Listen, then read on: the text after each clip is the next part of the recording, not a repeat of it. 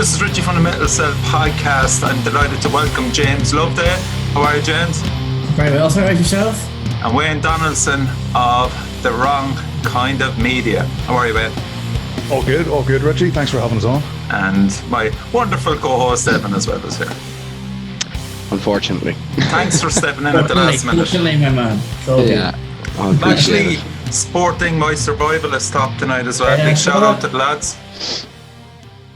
They're one of the bands actually that are playing, James, aren't they, for the Metal to the Masses Bloodstock? Yeah, I hope so. I mean, it was kind of when it was decided that was going to be a thing that we were going to do. Because basically all the other regions of the UK are also doing this kind of mega final kind of thing. It was a way just to kind of make sure that there was some kind of new blood representation. So it was pretty much left up to every promoter in every region, firstly, whether they wanted to do it, and secondly, how, to go about doing it. And I just thought the fairest way was to have every band that had made it to the semis from last year just kind of play in kind of one-off, kind of mega show. I think most regions have picked it in kind of different ways. A few of them invited it for applications and that kind of thing. So, Survivalists were one of the more impressive bands from last year. So I'm just hoping now that it's maybe a little early for us compared to the mainland. The Great Britain seems to be moving a little bit quicker than us. But I've had a few kind of queries. The 10th of July seems a bit early, but I would rather be ready to do something and be told we couldn't do it, rather than not be ready and be told that we could. So, it seemed to me to be, a sensible enough move to try and at least have some kind of final or some kind of representation, because it's important. It's been something that's been a mainstay for a few years now. So I think we should try and So what is open up at the moment in Northern Ireland and Belfast? Are bars open or? Yeah, I think bars are open, but only for outside table service. Okay.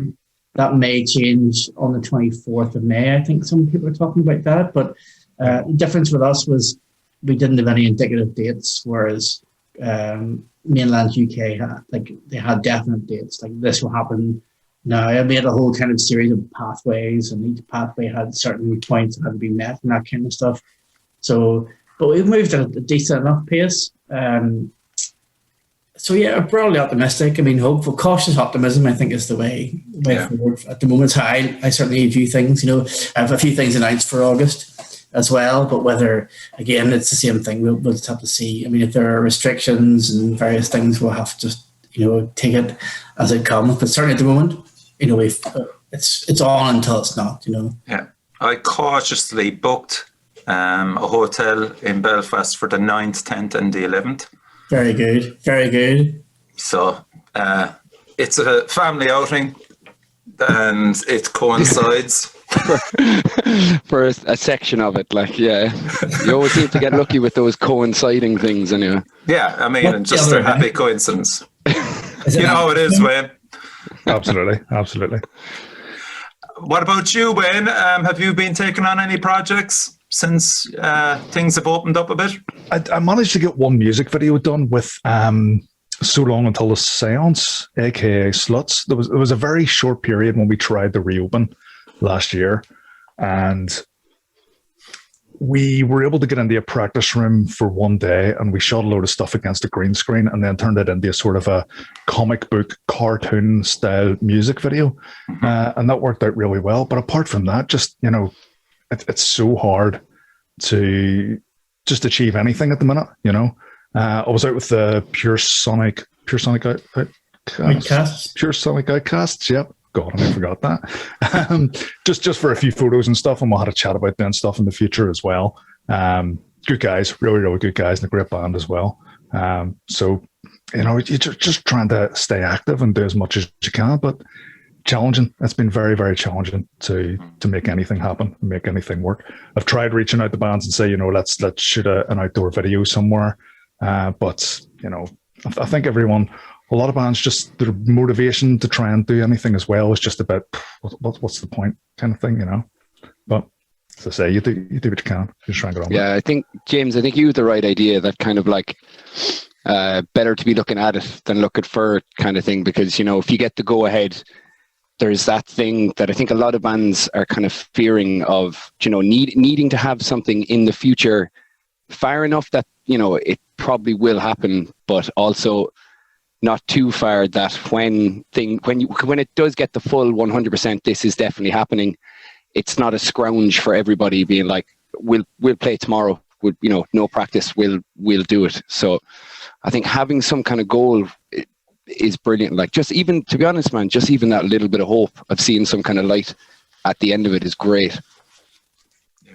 Yeah, to be honest, I've actually enjoyed that aspect of it as well. Even just recently, been able to say that some stuff might be happening and announcing shows, and obviously with the caveats that, well, you know, obviously pending lifting of restrictions, etc. Even just be able to talk in those terms again, I find it very uplifting and very motivating. And, you know, it's like it's a purpose and meaning again to life in general. You know, I've really I couldn't agree more, man. That aspect of it, you know, like you say. I mean, who knows what's you know, it's been an ever evolving kind of situation. This time last year, or even over the summer, you know, stuff was being booked for, you know, for the winter of 2020 in the hope that it might happen. Obviously that didn't. I mean, obviously with hindsight we can see now what happened, but it's, you know, everything's booked with best intentions, and I think this far into the situation there's a flexibility and people will understand if things get moved. Obviously it's disappointing if stuff doesn't happen, but people are more understanding of things being moved around. And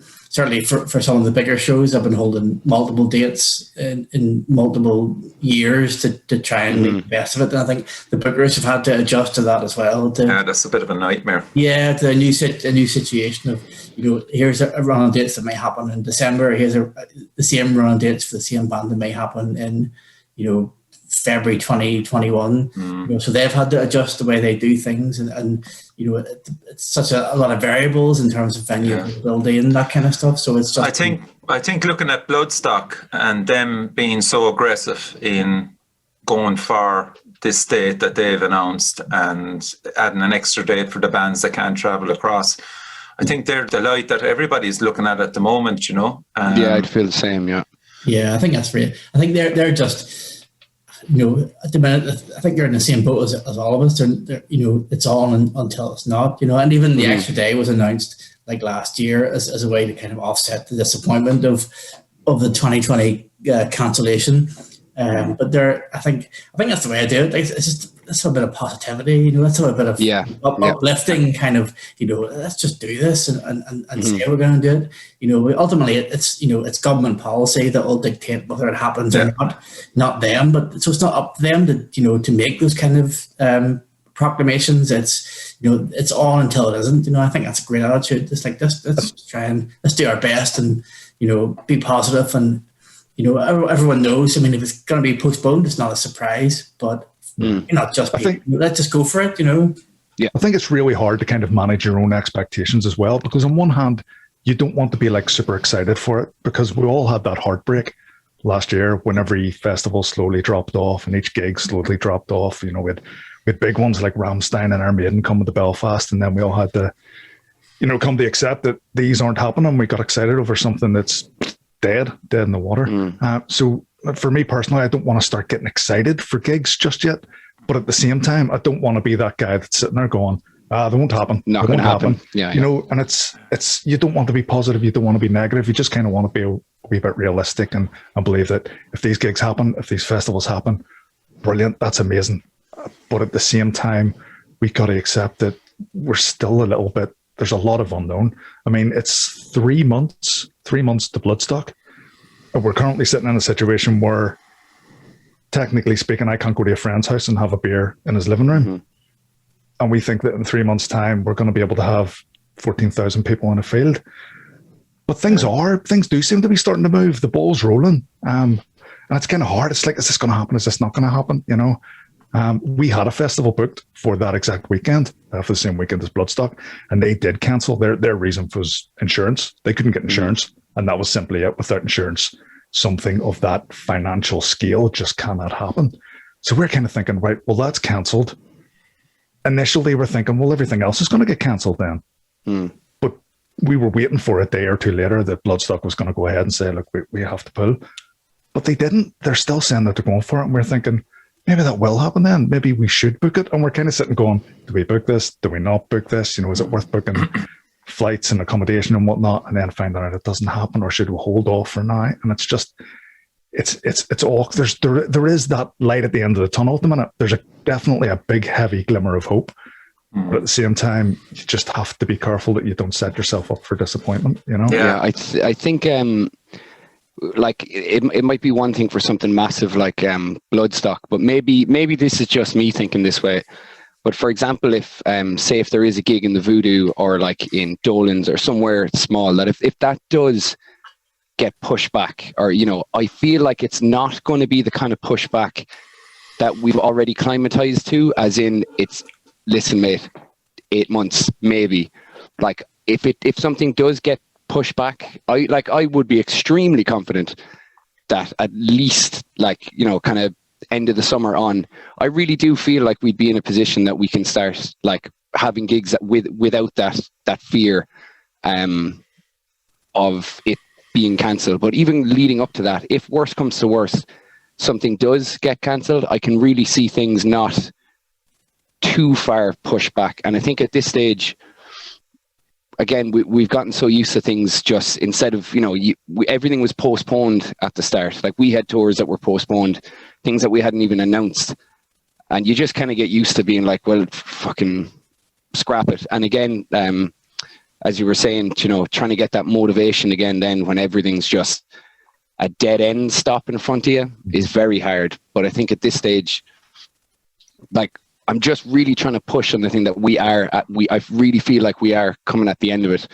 And but are we arguing against something that's concrete? I mean, like vaccinations up in the north, how close are you to being fully vaccinated up there?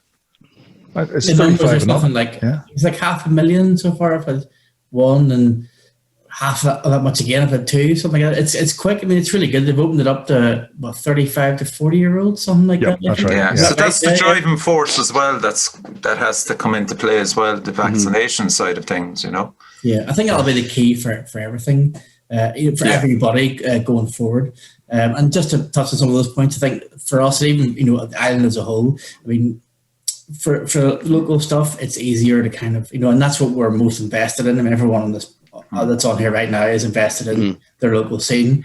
So I think to reschedule those shows is a bit easier because the bands are from around the corner.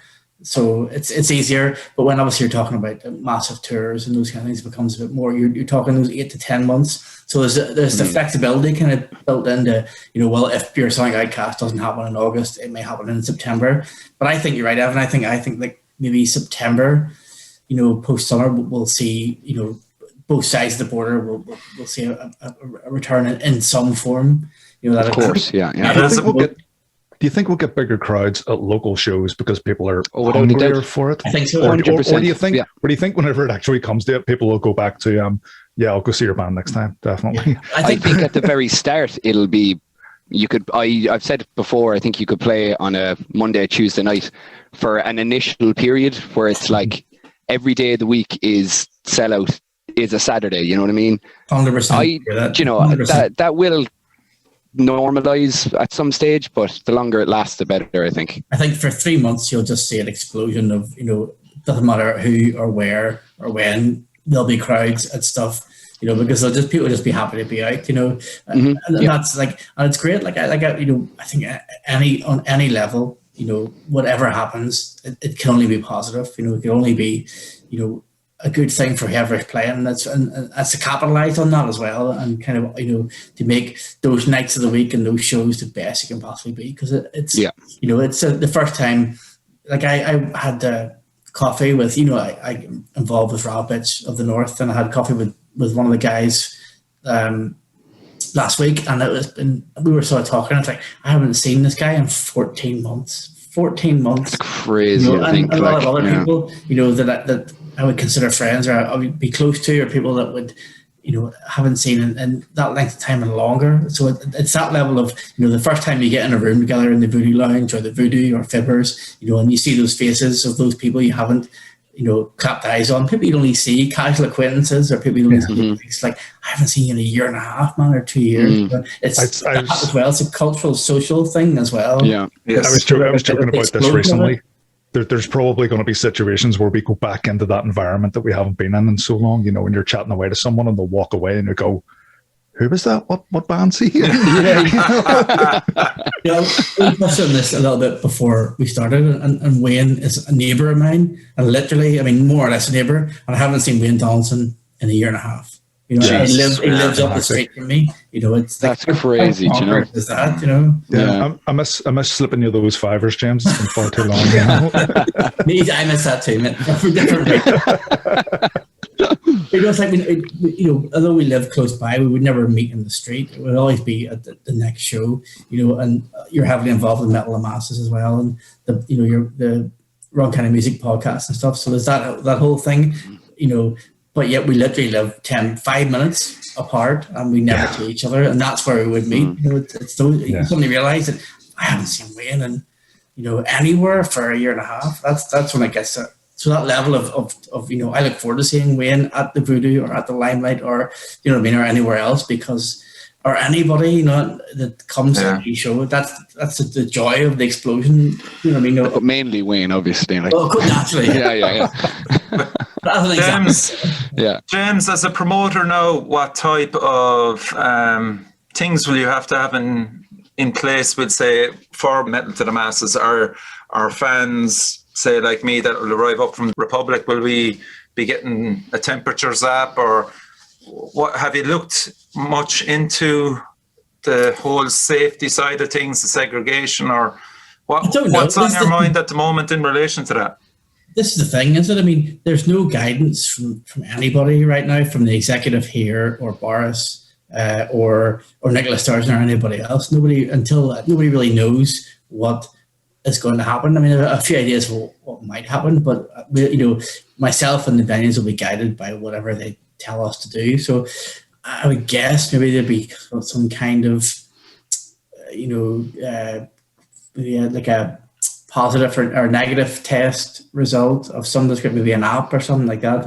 I've certainly been thinking about it, but until they tell us, what the restrictions will be, nobody really knows, and that applies to from myself, from the Voodoo up to the Limelight, to anybody else. Yeah. Nobody knows at this point. So again, it's best guess. I think the best thing we can do, like for the Metal to Masses thing, I put limited tickets on right now in case they announce mandatory restrictions. So it's trying to think ahead to stuff like that. But I think whatever they bring in, we'll have to sort of abide by, and it's tricky because at this stage, nobody knows. For example, my mother now is in a nursing home. So to get to visit my mother, I'd have to book a time slot. Okay, so when I get down to the nursing home, then I'm greeted at the door by a woman, and she goes, "Who are you?" And I goes, "This is Richard Dewey, blah, blah, blah. Okay, you're in this time slot." So she'll put a temperature scanner up to my forehead. Yeah. Scan my forehead, check my temperature, give me a mask, and then I'm allowed in. So something as simple, it could be along the lines of, we'll say for you, just, okay, I know how many tickets I sold, I know who I sold the tickets to, and they will be coming up to the door, get your temperature scanner, bang a temperature in. Yeah, Richie, blah, blah, blah. Did you get vaccinated, by the way, or whatever? And then you go. Could be something as simple as that. I don't know. Yeah, I think that's likely. I think something like that is going to be, in place. I think once the executives make a decision, or inform the venues, what's required, then they'll act accordingly, and then they'll pass it on to us. But it's a bit of a waiting game, and that's the uncertainty of it. It's trying to second guess this is difficult. I'd imagine anything like that does happen would not be necessarily a responsibility of us. So the venue would have to sort of in cahoots for the promoters would have to enforce that. But I think you're right. Maybe a temperature check, or here's like a like you get with. This is in my head, like, but where you get with. You print off your boarding pass, and then they scan it. That you might have something like that. So there'll be like a barcode or a QR code. Well, I don't know if you have this, but Richie, I think I might have mentioned to you during the week that like a few days ago on Friday, Thursday evening, I saw a thing like from Cork Safety Alerts kind of thing that's saying that Lidl in Cork anywhere, I'm not sure if it's everywhere else, I saw that post, are selling antigen tests. So instantly when I saw this, my first thought was, number one, if they're selling these tests, why can't a few of us take them and, you know, wait whatever length it is to get the result, which I think I heard it's only like 15 minutes, between 15 minutes and an hour. And then we should be allowed to go inside because there's nothing to worry about. And number two, if that's not the case, why the fuck are they being sold in the first place? Do you know what I mean? Like, it's either, yes, they're perfect and thank you Lidl for doing this, or get rid of them. Because I mean, there's tape. You're not allowed to buy stuff for kids' birthday parties, but for some reason we can get antigen tests in Lidl. And I'm wondering if it's a thing that if it's easy enough to do that, if it's, you know, maybe have everyone take one before it and sit in another room until they get the results and then come in, or I'm wondering if there'd be something like that that would be able to happen. What were you saying, Wayne? What we're essentially talking about in one form or another is essentially COVID passports, you know, some way of proving that you're safe to come into the gig. Like me personally, I would let a junkie inject me with a rusty needle to get back into gigs. You know, I'm just all over it. Depends who's playing. But I know there's people out there with very, very different attitudes and opinions and understandings of vaccines and whatnot that I have. And I would not like to be the guy on the door telling someone they can't come into my gig because they weren't vaccinated or they haven't got a negative test or something. I think that could lead to altercations, to say the least. And I just think it's a horrible, horrible thing to have to introduce. To me, and I know it would delay things, but I almost think there shouldn't really be gigs until everyone can just come in, because I think that's essentially a dangerous situation in its own. Yeah, that's a fair point. But again, if, as I said, you know who is coming to the gig, as in you've got a list of the people who bought the tickets, they can provide proof, for example, me, that I'm getting vaccinated now on May the 25th. And I'll have that proof as well if need be, you know. So so like if the venue or the promoter has a clear set of we'll say rules or regs just to get into the gig, and everybody is forced to read them, there can't be any arguments outside the fucking venue, really, can there? You would hope not. You would really hope not. Well, there's going to be arguments outside venues all the time, regardless. It's just this one has a. My biggest theme, argument would be trying to get into the cocktail bar beforehand.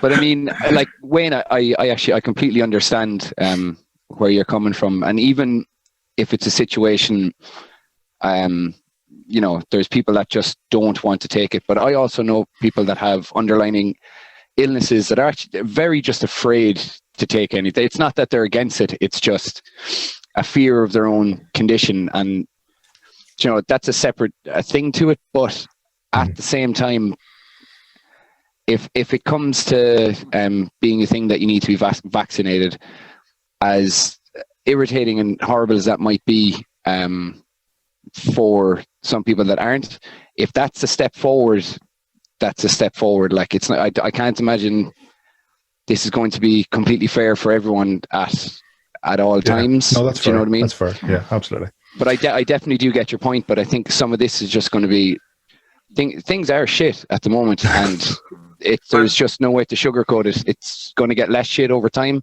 but it's going to be shit for a little while. Like, but what's all came into our lives, and it was a positive, was live streaming. James and Wayne, what are your thoughts on it? Did you actually purchase any tickets for live events, or were you happy just to watch the free ones, for example, the Siege casts and stuff?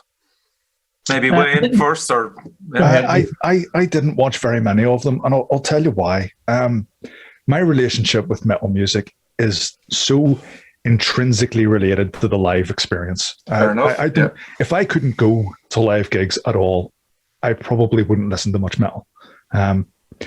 So watching those live streams, to me, it was just like this constant reminder of there's that thing you can't do anymore. And I don't get me wrong, I understand bands doing it, and if people watching them, people enjoyed them, awesome, brilliant. But for me personally, it was like salt in the wounds watching a live stream at home. There was some nights we would get sit with a few beers at home, and we'd end up watching like performances of bands that we had seen at festivals before, you know, Sick of It All and Madball and Parkway Drive and stuff, and just sit there reminiscing about the good times we had at festivals. But for the most part, it was like, I can't have that constant reminder of, here's this thing you love doing, but you can't do it anymore. And I just kind of had to take a bit of a step back from it. I did watch a little bit of the Siege one, and I thought what they'd done was incredibly professional looking, really, really good. I was half expecting, like, because I know a lot of bands just set up a mobile phone in their practice room, and that was initially live streams at the start. It doesn't work. That done nothing for me. What the Siege done seemed really, really good. Pure Sonic Outcasts as well. Their live stream was pretty good too. But for the most part, it was something I tended to avoid. Okay, James. Yeah, I agree with Wayne. Actually, I think it's just a hard thing to watch. You know, and when you've invested such a big portion of your life in, you know, the live arena, to suddenly have to pare it back and to kind of watch things. It's just a reminder of, you know, the limitations that you're currently under. And I think it's great. A lot of bands did it, but I struggle with it, you know, because to me it's just an approximation.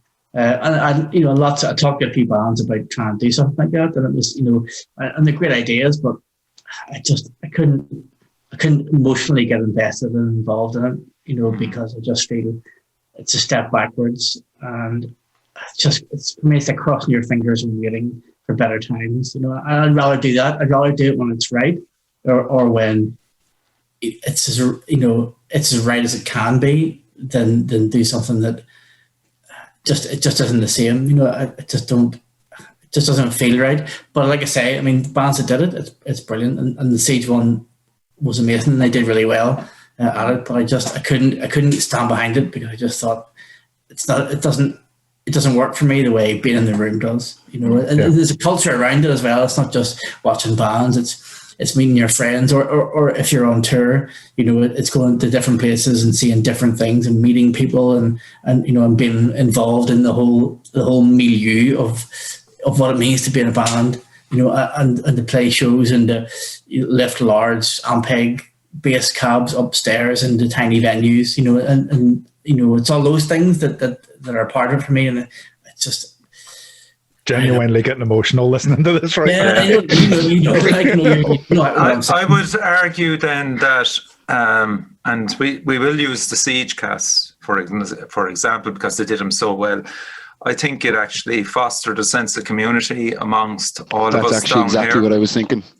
And it was welcomed. I know it was predominantly social media for all of us, but the bands themselves actually experienced what you just described, James, lifting the amps up, and they got the buzz. That's true as well, yeah. The benefit of that, you know. But down here, definitely, it gave us a real sense of community, and we were able to kind of socially interact on screen and off screen through various groups. I think that's a good point. Actually, I think this, you know, the Siege to be commended for doing that as well. I'm a massive fan of what they do, you know, a big supporter of the Siege, and I think it definitely became a focal point for everyone to kind of get involved on some level and see something as well. You know, I think it was, you know, it's like it's to the want of anything else. You know, and you got that such a cool venue down there, and the setup is just brilliant. So yeah, I totally understand that as well.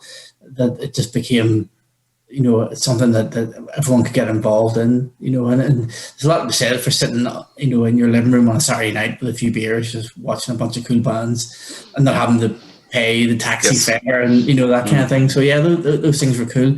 I felt differently about it, you know, on a personal interactory level. Yes. You know, I didn't want to. I just didn't want to do it unless I can do it right. But in saying that, I definitely appreciate the benefit of what Siege did, and you know, did that, participated myself. So it's a double-edged sword for me. You know, you watch it going, fuck, that's just awesome, you know, and then it just makes me hanker after the things that we've been talking about. I want to be back the way I was, you know. But yeah, it's I see what you're saying, like. Yeah, Evan, sure, you played there. Yeah, I've been able to play one now. I think I'm getting, because I've watched them all, but getting able to play one was because playing it, I was getting all of the, like what you're saying, lifting the amps in and you know, having a sound check, and like all of it was like, it was like brand new, but better than it ever had. I really don't know how to describe it. Like if that's how good it felt for a live stream when there was barely anyone in the room. And just how much fun that was. The first gig back is going to be insane. Like I understand to a point of not wanting to watch them just because of having that kind of, you know, it sucks because it makes you miss it. But I think we've been in this situation so long that at first I was kind of like, but that was like, as Wayne was saying, you know, there was a lot of very shit quality live streams that I was like, yeah, all right, yeah, I can absolutely do without them. Like the Instagram ones where it's just the phone, like, you know, I really couldn't care less. But there was a few things that really got me buzzed, and I think what Richie was saying about the social aspect for, like, there's guys in certain bands now that I would talk to every single day that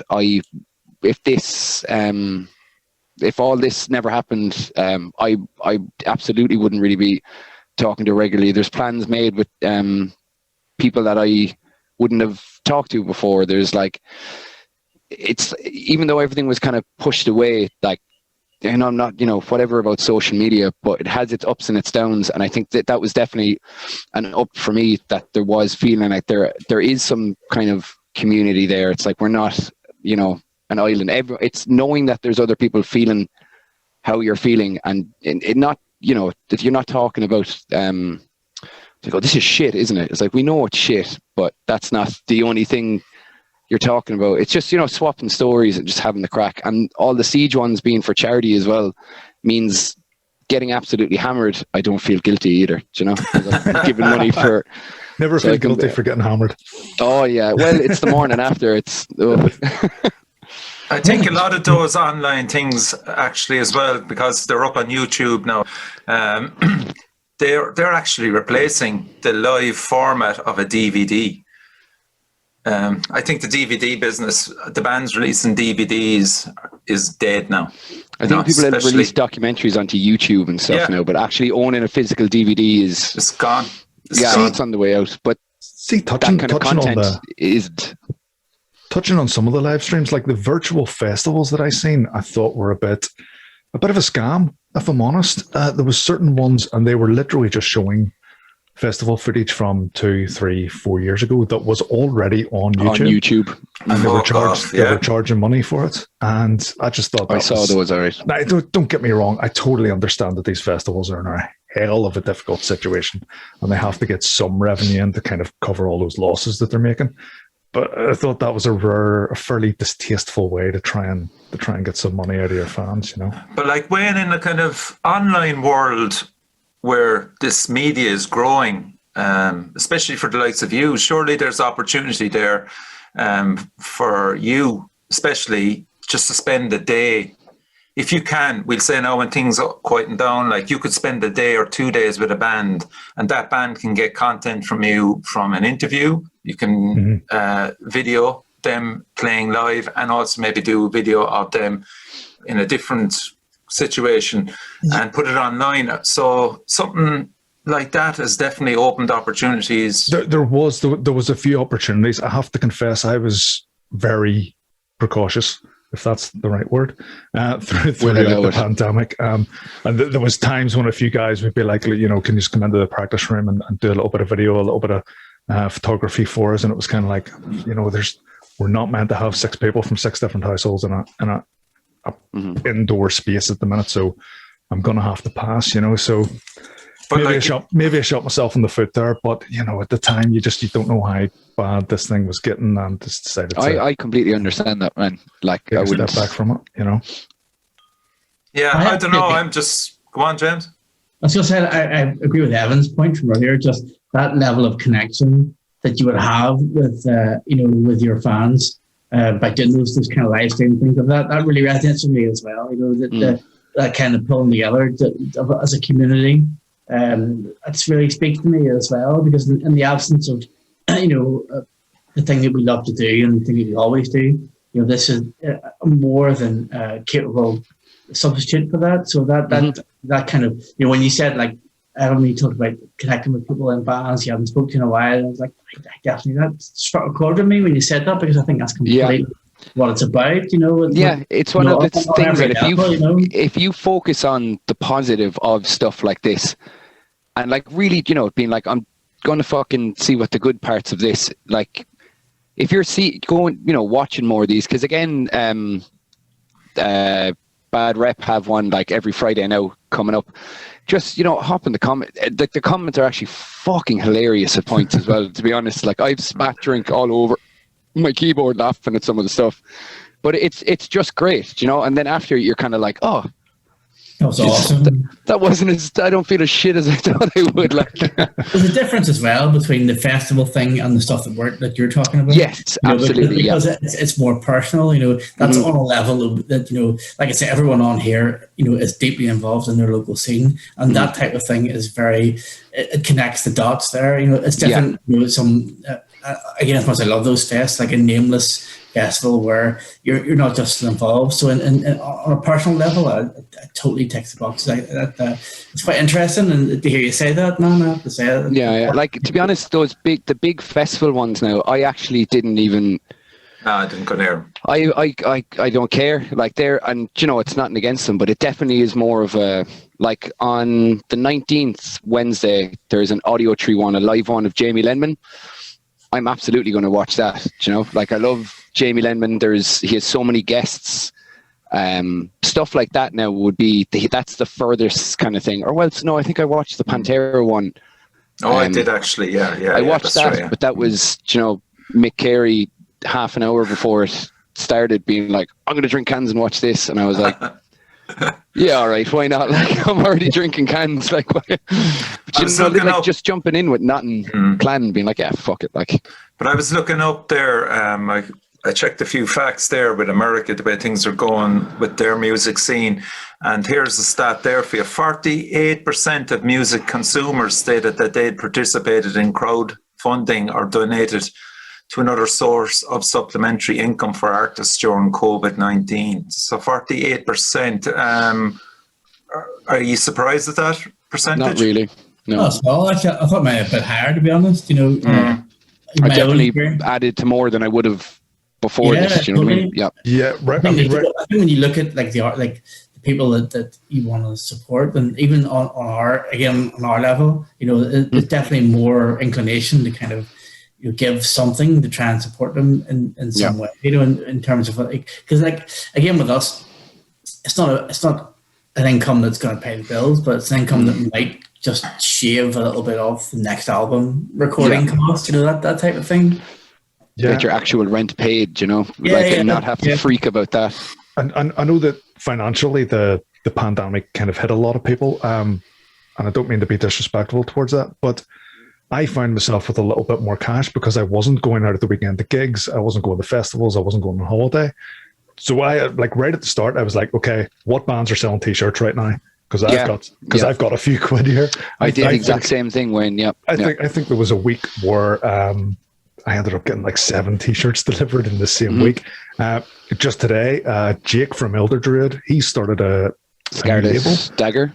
Scarlet Dagger, and I was sitting looking at that a couple of weeks back going, can I afford another t-shirt? And I was like, you know what, of course, go for it. You go out support these guys, spend it on pints anyway, Absolutely, you wouldn't realize how much you spend. Like, even the we can get takeaway pints. And I went for a walk with a friend on Saturday, I think.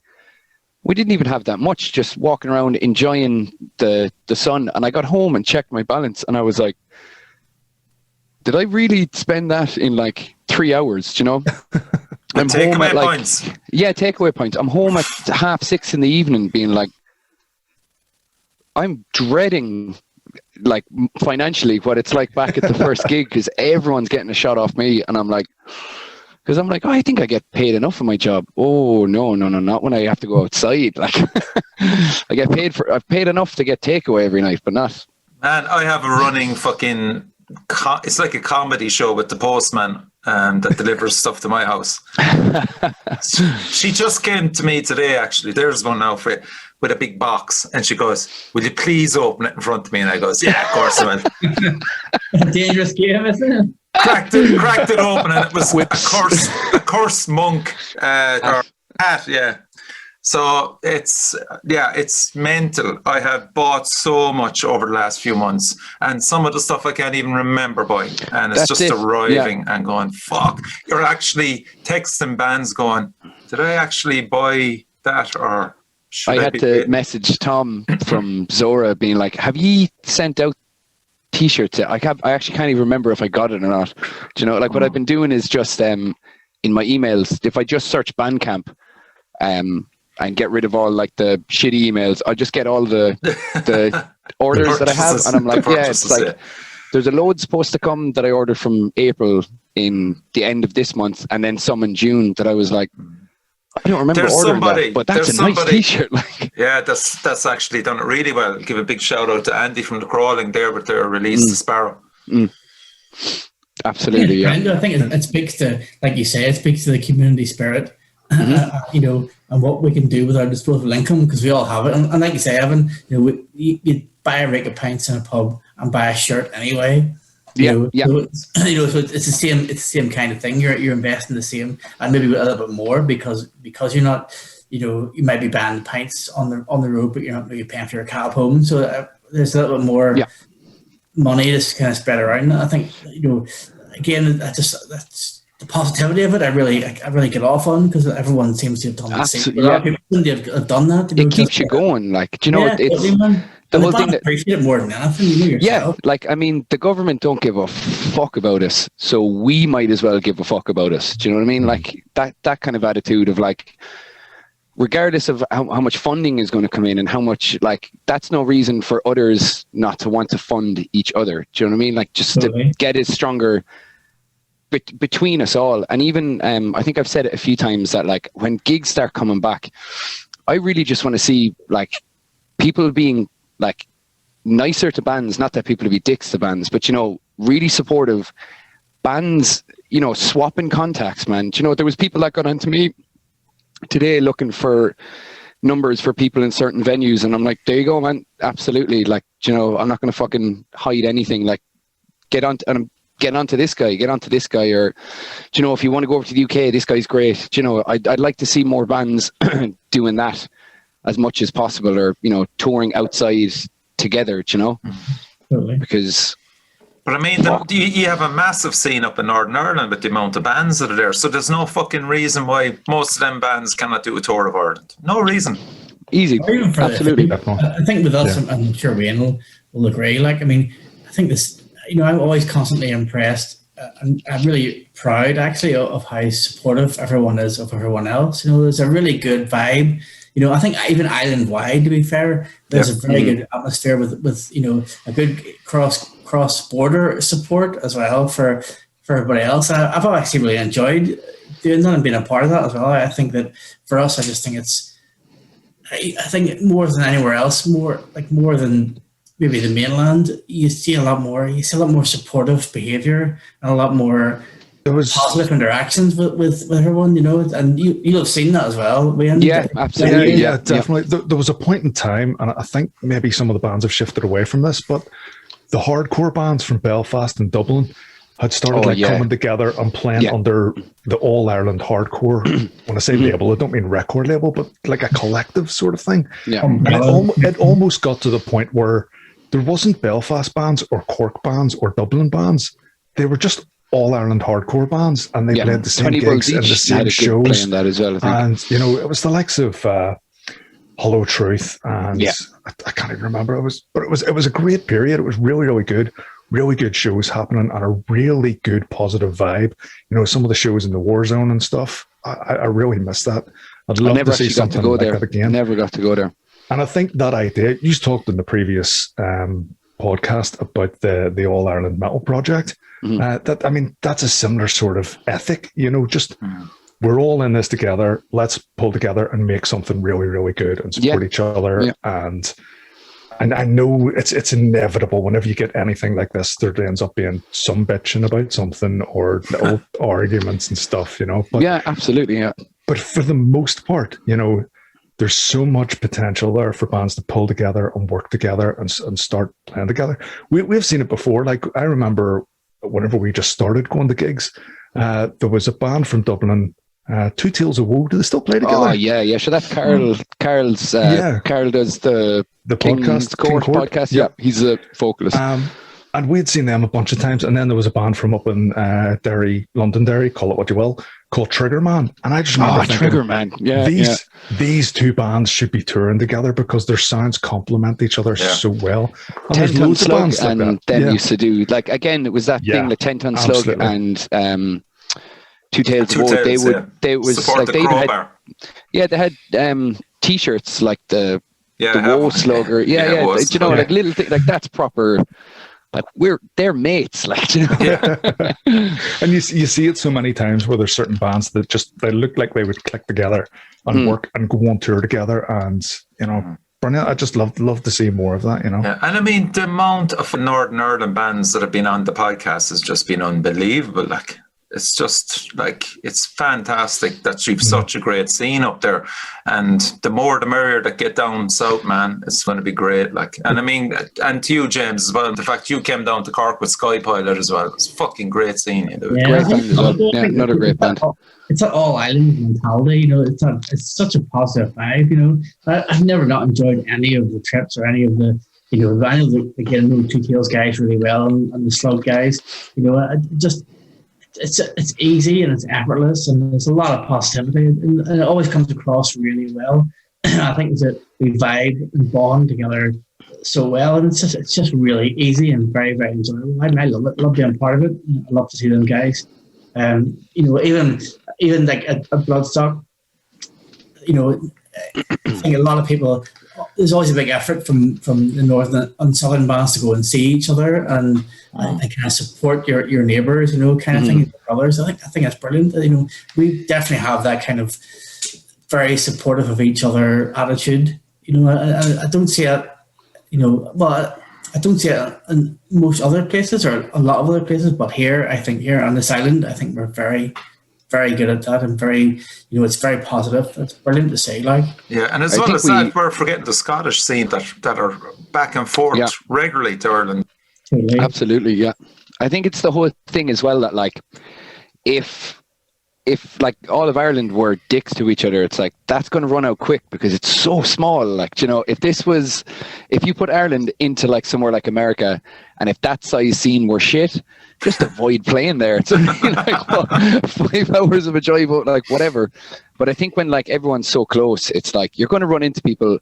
There's no reason to be a dick anyway, but totally agree. I think there is that extra push just because it's so small, and you are seeing the same kind of people, and it's that bit harder. There's things that are easier, but there's also things that are much harder with the size of Ireland. Do you know what I mean? Yeah, it's not like people are holding back. It's a genuine affection for everybody and for each other. That like it's. I find it very endearing, and makes me very emotional. Actually, I'm very proud to be a part of it. Because it's just like when you see those people and those faces, it's just like, fuck, there's the Slug guys, or there's the Woe guys. They're our friends, man. It's really. It's very uplifting, because I do think the Silent produces some of the best metal in the British Isles. Yes. Oh, without doubt. But I haven't seen a lot of other types of bands. I thought, man, we stack up really well. Collectively, I think it's brilliant. It's just, I maybe because I'm more invested in those bands. But even trying to put that aside, like, we're really good, man. We really do bring something to the table. It's a very organic way of developing our sounds here, and things like that. And I think it's brilliant. It's such a great pride for me, to be honest. It's beautiful. I think one thing that really helps that is we used to have this discussion all the time, is when you go to a gig, do you want a sort of eclectic metal lineup, or do you want 4 thrash bands or 4 hardcore bands or 4 metalcore bands or something? And I think having those eclectic lineups where you've got someone like Survivalist playing alongside, say, for talk's sake, Acid Age, you get that sort of, people get to know each other a little bit better, despite the fact that their musical tastes aren't necessarily in parallel, And I think that's always been a good thing. It felt like there was a wee period where there was a real push to get bands that were just always similar together. But having those more eclectic lineups and Metal to the Masses just forces that to happen. You couldn't have it without that. And I think that's fantastic. I think that's a brilliant way of just keeping that scene kind of knitted together and getting everyone kind of to know each other and interact. And I couldn't agree more with you on that, Wayne. It's great to have. Plus, there's that thing as well. It's not like if you're going to see the headline band and they're of whatever genre, you can't treat someone as if like, oh, so that's the only thing you listen to, is it? Do you know what I mean? Like I'd happily go to a neo soul gig and a death metal gig in the one, but no one listens to me. Like you draw. See, myself and Evan have been slowly immersing ourselves into black metal to a degree, haven't we? Slowly, yeah. It's just like a few things have got me. Yeah, that's about it. Yeah, a few. Wayne, Alex has been trying to get me on since the day I made him. Like I told him I didn't like black metal. Like, he's like, no, I would show you. Like, I'm like, don't tell Alex that you don't like something. That's. Oh, just, he knows I don't like black metal. Like, he'll write something. I'm like, oh, that's sick, and he goes, that's kind of black metal. I'm like, don't fucking tell me that. There's some genres at the moment that are definitely like. I mean, the whole sludge doom scene at the moment cannot be ignored. It's probably the biggest scene I think in that's Ireland at the moment. That is like the sound of Ireland, I think. Like, at the moment, yeah. Yeah. So it kind of goes through phases. James, would you be conscious of that in setting up a gig? We'll say, would you deliberately vary it? I would try to vary it. Yeah, I think because I do so many of the weekly, the weekly shows, I would kind of be a bit more switched on with varying the genres to some degree. But then sometimes on a weekly basis, sometimes keeping things the same is good, but then the following week kind of mix up a little bit, that kind of thing. But I think, as you say, for a few years, their prevailing sound has been the doom sludge thing. But then maybe people don't really want to hear 4 or 5 bands like that in a row, so you do have to kind of mix up a little bit. But then, one week could be that, a variety. The next week could just be flat out classic rock bands. Next week could be a few death metal bands and some sludge bands. So I think you got to kind of judge the mood a little bit sometimes. Yeah, what people want to change is like the wind. Like, it really does. They could want something one day and then want something the next. But I mean, thank God there's a lot of bands, right? Yeah. I do think you have to. I do think you have to draw the line at some stages, because there was a promoter in Belfast a lot of years ago that was putting on gigs where it was like a hardcore punk band, a hip hop band, an indie rock band, and an acoustic guitar player, and it was just like, no, those shows. You don't seem to get shows like this anymore, but you used to have shows where you'd have 4 bands on and you'd have 4 different crowds. People would come to see the one band and bugger off, and then again. Fuck off for everyone else. It was in terms of really different crowd-wise, that. Yeah, it's like it was almost like a showcase night, and in a way, it's, if you came and you had a good night, fine. But in terms of like growing a scene or growing a fan base or trying to build your demographic of people that would come to your gigs, it was kind of pointless. And I think most promoters have learned and stopped doing that. We kind of paint with broadish strokes as well. I know that, like, a bill with a heavy metal and a black metal and a death metal and a sludge band is kind of going to work, a Linkin Park type band and a Mayhem type band isn't, so you know what I mean. It's kind of, you kind of frame it with broad strokes up to a point, and then like you just know. Yeah, it's some kind of connecting dot, usually a member like. But then something you mentioned as well, that those bands will maybe know each other or know someone else. Something like that. That's my cousin. The crowds would be the same, and everyone kind of falls on the same night. And that's again the beauty of it. There might be different genres in the metal genre per se, but there'll be. I think actually it will bring a lot of focus to this all metal Ireland project as well, with the cross pollination of a lot of different styles, a lot of different musicians are all joining together to form these songs. It's still got the momentum going for it. I presume you're aware of it, yeah? Yeah. I think it's a good idea. I think, I watched some of the videos. I watched Carl King's one the other day, and then earlier on. I just think it's brilliant. I think it's just a great idea. Yeah. You know, and for Bernardo's as well, great charity, a worthy cause, and just and this is kind of been talked about before. I think lots of times down the years, but to finally have it come to fruition, there was a lot of different. Yeah, we should do this. I've said that as well, and I'm not going to lie. Like, absolutely, I was skeptical as fuck at the start, and I'm not going to kind of sit there and be like, oh no, like it's great, because and for exactly what you said, James, that I've heard that thing, you know, being like, oh, it'd be a great idea, which it would be a great idea, but I think it's Dara that is the Dara, that's the guy. Yes. He's the difference in this time. He fucking set it up. Excel sheets, man. Like Excel sheets. You can't argue with an Excel sheet. You're talking my language now, Evan. Yeah, and it's so true. Do you know, organization rather than be like, yeah, we should do that. And then the next morning, just like, do you know, like he fucking pulled the He's the finger out of the structure arse. in place, yeah. Yeah, and that's what it needed. Do you know, it's gone to a certain point now, and as well with him kind of being like, July is the cutoff.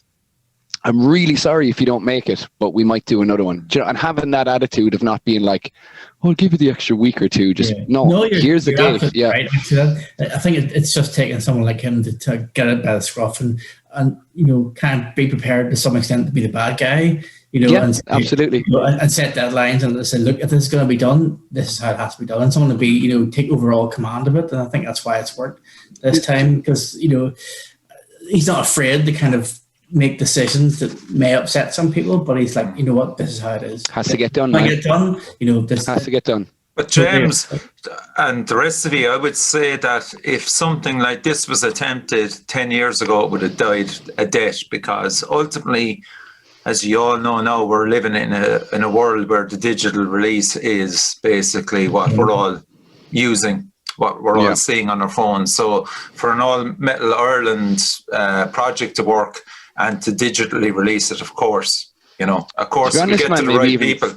If this happened 5 years ago, it might not have had as many people. Honestly, like in the last couple of years, home recording has gotten way better. Yeah. So I think like with the pandemic and just the time that we're living in now, it is the perfect kind of catalyst or amalgamation of a breeding ground for it to actually work. Do you know, people have the time now, people have the resources to do it. You don't have to approach a record label. No, you don't have to. Exactly. Like, you know, there is so much. Again, this is the kind of thing that I'm trying to say, that it's so fucking easy to look at all the shitty things that we don't have. And I get it. Like, but if I keep thinking like that, I'm just going to demotivate myself. And this is genuinely coming from a man now that's only in the last couple of months gotten himself motivated again, as someone that was motivated. And then I was like, couldn't give a fuck. But now it's like, you know, focus on the things that we will have, focus on the good things and the good work people are doing. Yeah. And fair fucking play to them. Like the All-Ireland Metal Project. That speaks to all of us, you know, like how, you know, as a band or a journalist or a musician or a promoter, what are we going to do? What can we do in that time to kind of stay in the game? You know, not just because we want to stay in the game, but for our own peace of mind as well. How can we do that? And like, this is as you say, it's a brilliant example of that. And it's like, and it's someone getting a hold of it as well. You know, the technology is there, but also, you know, the motivating factor is there, and someone is prepared to sort of grab it by the horns and say, right, I am doing this. I am in charge. You know, here are whatever it is, 4 or 5 team captains.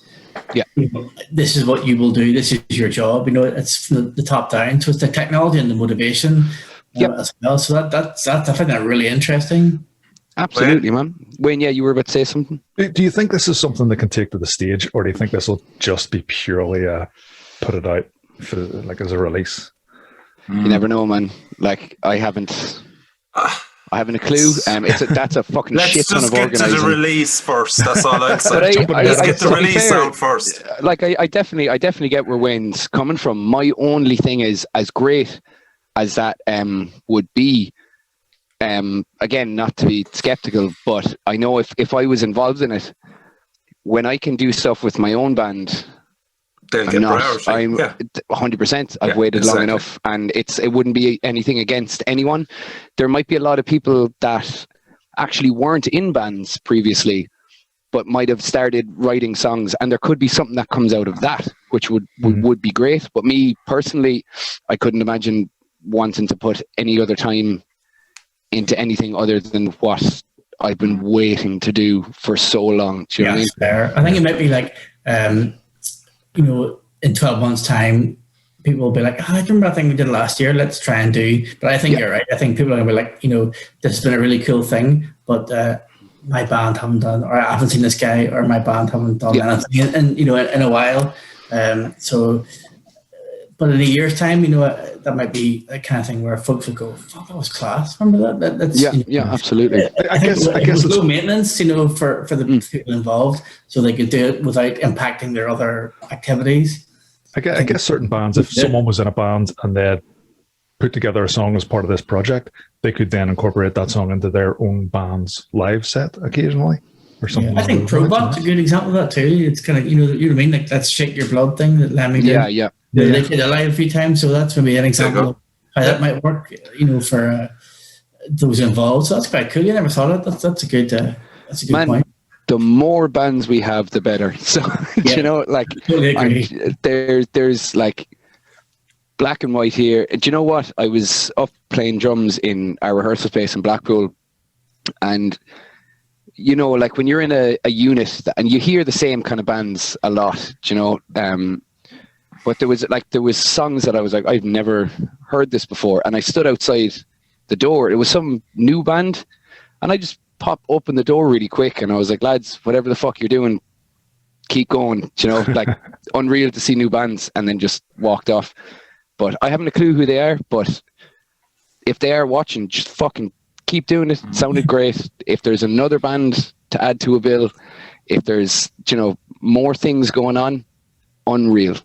It's unreal. It really is incredible. See when a band just comes out of absolutely nowhere.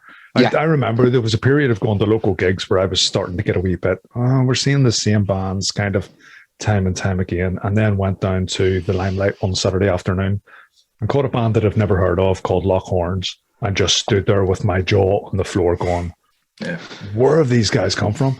And the most recent one, Mortal Backlash, these kids are really young. I think they're like 19, 20 or whatever. Yeah. First time seeing them, just sounded so clean and professional, you know. Belfast-based thrash band. They're playing. Did they do one of the Metal to the Masses or one of the competitions or something?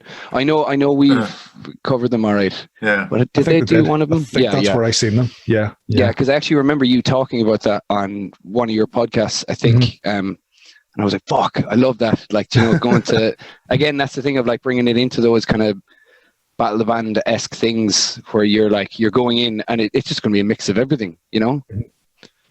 For me, it was Nomadus. They're the ones that really stood out, you know, from fantastic. I mean, like, and that's why, you know, I like the competition so much, because you're always constantly surprised by, you know, those that are involved. And I didn't know where Nomadus were just, like, they were just brilliant. You know, they really struck a chord with me. And again, for being so young, I think that their first gig was in the competition, and just be so kind of mature in their approach to it and their performance.